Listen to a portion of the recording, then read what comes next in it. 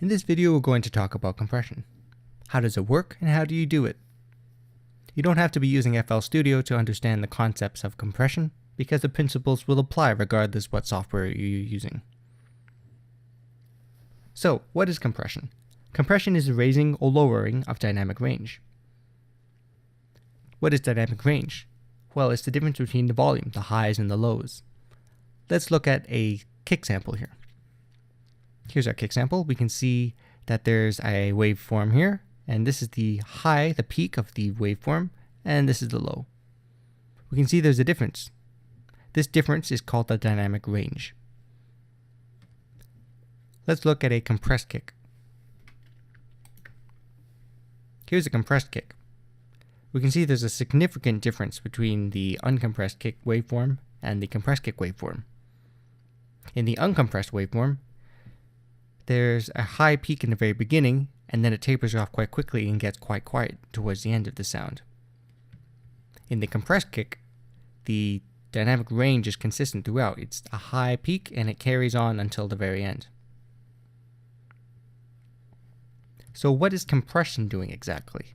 It's turning the uncompressed kick waveform into something closer to this. And how does it do that?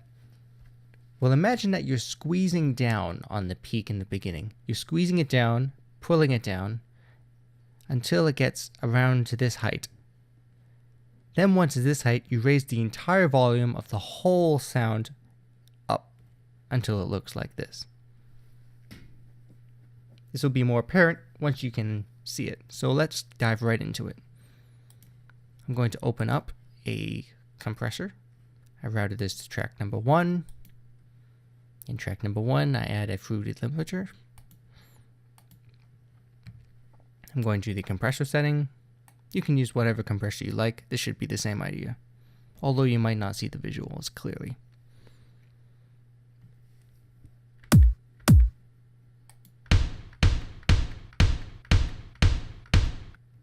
Compressors have similar features.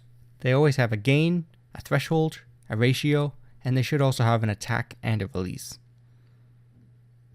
The first thing that you do is you apply the threshold. So we're going to be dropping the threshold. You can see the exact amount in the top left corner.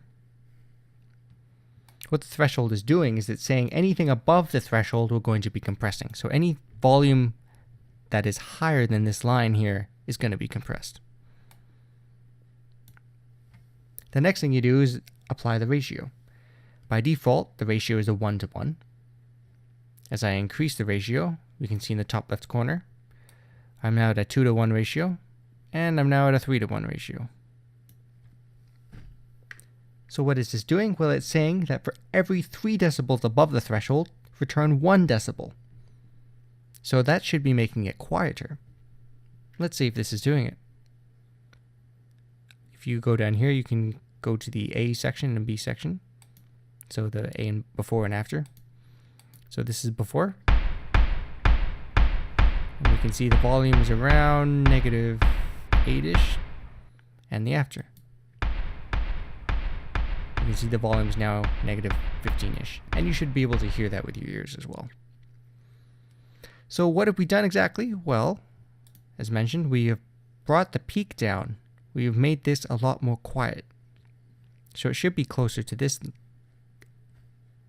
The next thing that we want to do is increase the volume of the whole sound, and you do that with the gain.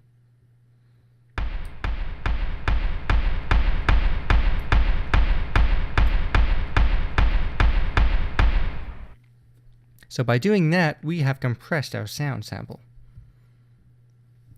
You might also want to play with the attack and the release, or the sustain. What is this doing exactly? Well, the attack is how fast it applies the gain reduction.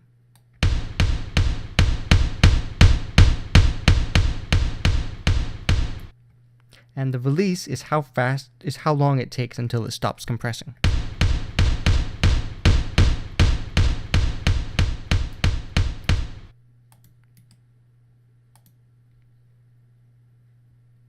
The sustain is just how long it's going to continue on for.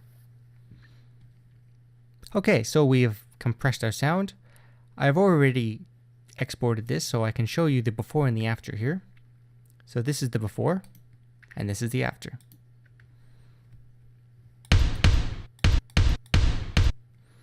As we look at this waveform, we can see that the peak of the uncompressed is really high in the beginning and gets low as it goes on, whereas in our compressed kick, the peak is high in the beginning but doesn't taper off quite as quickly. So now you have an idea of how compression works, but perhaps you're a little confused on why you would use this. Well, let's imagine that you had a vocal, someone singing, or someone talking, and in the video or the sound or the song they get really quiet and they start whispering. When they're whispering, it's sometimes when they're whispering it's actually hard to hear what they're saying compared to when they're yelling. And what you want to do is make sure that both of those are really clear. And how you do that is by compressing to make sure that the loud volume is really similar to when it gets quiet. This is similar to compression here, and that's what we're doing with this kick sample. We're making the quiet parts more audible. Now you have an idea of how compression works. That should be all for this video. We'll see you in the next one.